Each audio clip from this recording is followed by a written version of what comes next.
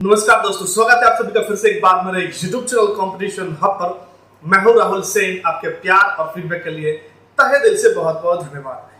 इस वीडियो में हम चर्चा करने वाले हैं कि अभी हाल ही में एक रिपोर्ट आई है जिसमें बताया गया है कि मध्य प्रदेश में जो है वो बेरोजगारी दर जो है वो काफी हद तक कम हुई है और बाकी अदर स्टेट के कंपेरिजन में मध्य प्रदेश का स्थान जो है वो काफी बेहतर हुआ है।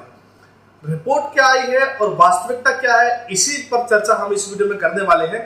रिक्वेस्ट ये रहेगी कि आप वीडियो के साथ लास्ट तक बने रहेंगे तो पूरी यूजफुल इंफॉर्मेशन आपको सही तरीके से मिल सकेगी।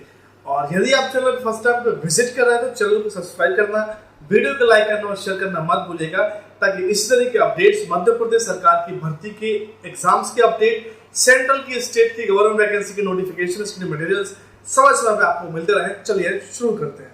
देखिए सामने स्क्रीन पर देख पा रहे होंगे आप, अपडेट आपके लिए बहुत महत्वपूर्ण है यदि आप प्रतियोगी परीक्षाओं की तैयारी कर रहे हैं तो। देखिए जरा ध्यान से स्क्रीन पे आप देख पा रहे होंगे, रिपोर्ट केवल 8% अनपढ़ लोगों को रोजगार नहीं, पर ग्रेजुएट की बेरोजगारी दर 16% से अधिक। बेरोजगारी दर घटी, पर 25 से कम उम्र के 42% ग्रेजुएट को नहीं मिल रही नौकरी। नई दिल्ली, देश में रोजगार पाने के मामले में उच्च शिक्षा हासिल कर चुके लोगों से कहीं आगे अनपढ़ और कम पढ़े लिखे लोग हैं। बुधवार को अजीत प्रेमजी विश्वविद्यालय की ओर से जारी state of working India 2023 report के मुताबिक देश में अनपढ़ और कम पढ़े लिखे लोगों की बेरोजगारी दर 2021 से 2022 में केवल 8% रही है। वहीं ग्रेजुएशन या इससे अधिक पढ़ाई करने वालों की बेरोजगारी दर 16% रही। अब देखिए आप, जो अनपढ़ है उनके लिए तो है, लेकिन जो इनका ग्रेजुएशन हो चुका है और जो ग्रेजुएशन के बाद हायर एजुकेशन कर चुके हैं, उनकी जो रेशियो है बेरोजगारी का वो बहुत बड़ा है। इतना ही नहीं, 25 साल से कम उम्र के 42% से अधिक युवाओं को नौकरी नहीं मिल रही है। वहीं 30 साल के 32.6% ग्रेजुएट युवा बेरोजगार हैं। हालांकि देश में कुल बेरोजगारी दर घटी है। वर्ष 2017 से 18 में बेरोजगारी दर 8.7% थी, जो 2021 से 22 में घटकर 6.6 पर आ गई है। इस सर्वे रिपोर्ट के मुताबिक हाई एजुकेशन हासिल करने वालों के बीच भी बेरोजगारी दर में बड़ा अंतर है। 25 साल से कम उम्र के शिक्षित युवाओं के लिए बेरोजगारी दर 42.3% है। वहीं 35 या इससे अधिक ज्यादा उम्र के ग्रेजुएट्स बेरोजगारी दर 5% से भी कम है। वहीं महिलाओं की भागीदारी भी देश में कुल श्रम बल में बढ़ी है और पुरुषों के मुकाबले उन्हें मिलने वाली सैलरी में भी बढ़ोतरी हुई है, पर अभी भी पुरुषों से 24% कम है। इस पर देखिए जरा, किस उम्र के ग्रेजुएट बेरोजगार हैं, आयु देखिए और जिम्मेदारी से आगे देखिए। 25 से कम उम्र के 42.3% शिक्षित जो है वो बेरोजगार है। 25 से 29 वर्ष के बीच के जो शिक्षित हैं, ठीक है, वो 22.8% जो है वो बेरोजगार है। 30 से लेकर 34 वर्ष के जो है वो 9.8%, 35 से लेकर 39 वर्ष के 4.5% और 40 वर्ष से अधिक की बात करें तो 1.6% जो है यहाँ पर आपके बेरोजगार है। इसके बाद 30 साल तक के कितने युवाओं को नौकरी नहीं, ये भी देख लीजिए कि 30 साल तक के कितने युवाओं को जो है वो नौकरी नहीं है। देखिए ग्रेजुएशन जो कर चुके हैं उनका जो परसेंटेज है 32.6% है जो बेरोजगार है। ओवरऑल परसेंटेज का बात कर रहा हूँ। 12वीं पास जितने भी हो चुके हैं उनमें से 16% बेरोजगार है। 10वीं पास जो हो चुके हैं उसमें से 12.8% बेरोजगार है। 5वीं और 8वीं की बात करें तो 9.7, सिर्फ साक्षर जो है वो 7% और अनपढ़ की यदि बात करें तो 8.9% जो है वो यहाँ पर आपके बेरोजगार है। अब देखिए आप, बेरोजगारी दर कम हुई है तो ये बहुत अच्छी बात है, लेकिन 25% से जो कम उम्र के युवा है, जो शिक्षित युवा है, जो पीक उनका एज रहता है, जिस टाइम पे उनको सही नौकरी मिलनी चाहिए और उनके जो कदम है वो सही रोजगार में चले जाने चाहिए, लेकिन वही सबसे ज्यादा जो है वो बेरोजगार है। अब बताइए आप कैसे इसको आप मान सकते हैं कि मध्य प्रदेश में बेरोजगारी दर जो है वो कम हुई है। और यहाँ पर ओवरऑल परसेंटेज की बात है तो 25 साल से कम उम्र के जितने भी युवा हैं वो 42% जो है वो बेरोजगार है। एक अपडेट ये भी निकल कर आया था, इसको भी देख लीजिए थोड़ा सा ध्यान से। आप स्क्रीन पे देख पा रहे होंगे, देखिए आप सामने स्क्रीन पे देख पा रहे होंगे, 37 लाख रजिस्टर्ड बेरोजगार।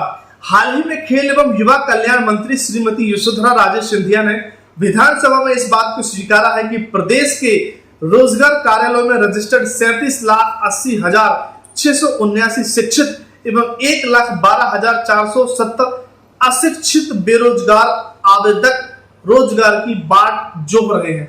अब आप देखिए शिक्षित बेरोजगार का आंकड़ा यदि आप देखें तो 37,80,000 आंकड़ा कुछ कहलाता है। और वही बात कर ले और 1 अप्रैल 2020 से अब तक अर्थात बीते 3 वर्षों में मात्र 21 लोगों को शासकीय और अर्धशासकीय कार्यालयों में रोजगार उपलब्ध कराया गया है।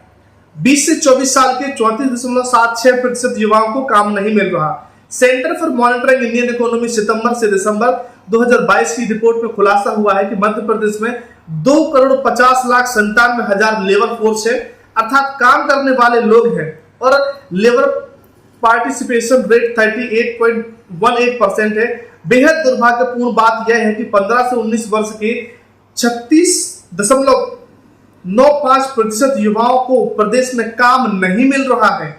20 से 24 साल के 34.76% युवाओं को काम नहीं मिल रहा है और 25 से 29 साल के 15% युवाओं को काम नहीं मिल रहा है। महिलाओं के लिए तो यह स्थिति बेहद ही चिंताजनक है। 15 से 19 वर्ष की 100% युवतियों को 100% काम नहीं मिल रहा है। 20 से 24 वर्ष की युवतियों को 82.41% और 25 से 29 वर्ष की महिलाओं को 12.76% जो है वो काम यहाँ पर नहीं मिल रहा है। तो आप देख सकते हैं कि मध्य प्रदेश में बेरोजगारी का जो रेट है वो किस लेवल पर पहुंच गया है और आप इसके लिए क्या ही कहें, मेरे को ये समझ में नहीं आ रहा है। इलेक्शन सर पर है, आचार संहिता सर पर है, लेकिन देखना दिलचस्प ये रहेगा कि भर्तियां निकल कर आती हैं या फिर नहीं निकल कर आती हैं या फिर इलेक्शन के चलते हुए सारी भर्तियों पर जो है वो मटिया मेल जो होने वाला है।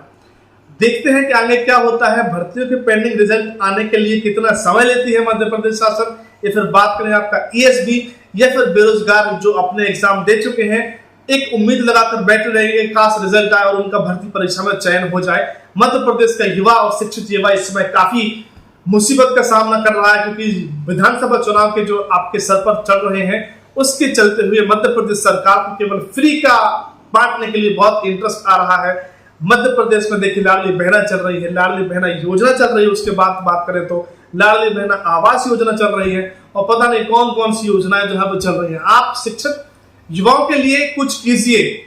मध्य प्रदेश के शिक्षित युवाओं की ये गुहार है, आप उन्हें फ्री का कुछ मत दीजिए। वो किसी भी चीज की डिमांड नहीं करते आपसे, लेकिन जिन्होंने भर्ती परीक्षा दी है, जिनका चयन हुआ है, जिनकी रिजल्ट पेंडिंग है, उन पर आपको सख्ती से कार्रवाई करनी पड़ेगी। वरना आप ये याद रख लीजिए कि आने वाले मध्य प्रदेश के चुनाव में इस बार मध्य प्रदेश सरकार को बहुत बड़ा फेरबदल देखने के लिए मिलेगा। और वो देखने के लिए क्यों मिलेगा? क्योंकि मध्य प्रदेश में काफी लंबे समय से जो मुद्दा बना हुआ है वो रोजगार का मुद्दा बना हुआ है। और व्यापम की बात कर लें, पीईबी की बात कर लें, ईएसबी की यदि हम बात कर लें तो आए दिन खबरों में भर्ती परीक्षा में घोटाले और धांधली के जो आरोप लगते रहते हैं और एक से एक बढ़कर सबूत आपके सामने देखने के लिए मिलते रहते हैं। एक अपडेट ये देख लीजिए जरा, मध्य प्रदेश में पटवारी भर्ती परीक्षा में धांधली को लेकर चल रहे बवाल के बीच अब सवाल उठ रहे हैं कि सत्तारूढ़ दल के लिए क्या एमपी की भर्ती परीक्षा में धांधली भारी पड़ सकती है?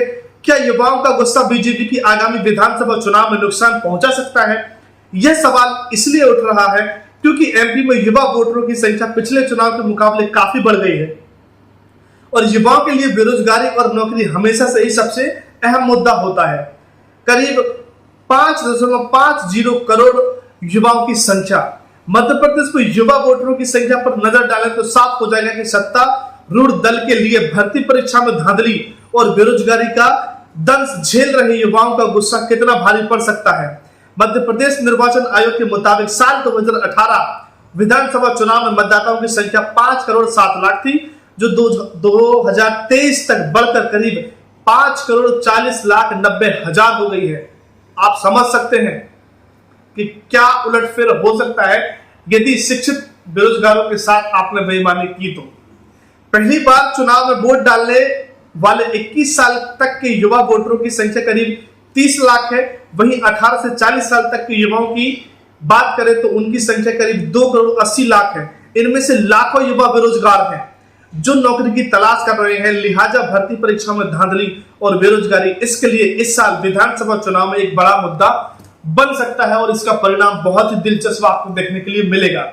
बहुत सारे व्यक्ति जो है वो इस बात ठान कर बैठे हैं कि यदि रोजगार नहीं तो वोट नहीं, यदि भर्ती परीक्षा नहीं तो वोट नहीं, यदि लंबित परीक्षाओं की रिजल्ट नहीं तो वोट नहीं, और यदि आगामी समय में जो भर्तियां पेंडिंग है वो निकल कर नहीं आई समय रहते हुए तो वोट नहीं। मध्य प्रदेश एसआई की वैकेंसी काफी लंबे समय से वेटिंग में है, महिला सुपरवाइजर की वैकेंसी काफी लंबे समय से वेटिंग में है।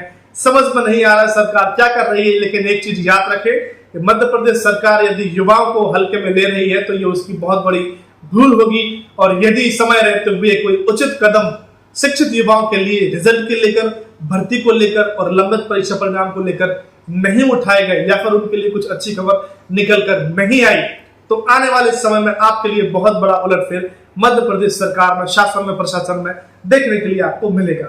आशा करता हूं, उम्मीद करता हूं कि हमारा वीडियो और दी गई इंफॉर्मेशन आपको पसंद आई होगी। यदि वीडियो आपको पसंद आया है तो वीडियो को लाइक करना मत भूलिएगा। चैनल पे यदि फर्स्ट टाइम विजिट कर रहे हैं तो ऐसे ही खबरों के लिए, स्टडी मटेरियल्स के लिए, सरकारी भर्ती परीक्षाओं की नोटिफिकेशन के लिए चैनल को सब्सक्राइब करना मत भूलिएगा और फ्रेंड के साथ शेयर करना मत भूलिएगा। आप सभी का बहुमूल्य समय देने के लिए आप सभी के लिए तहे दिल से बहुत बहुत धन्यवाद। खुश रहिए, मुस्कुराते रहें, हमेशा ख्याल रखें अपना और अपने परिवार वालों का। जय हिंद, जय भारत।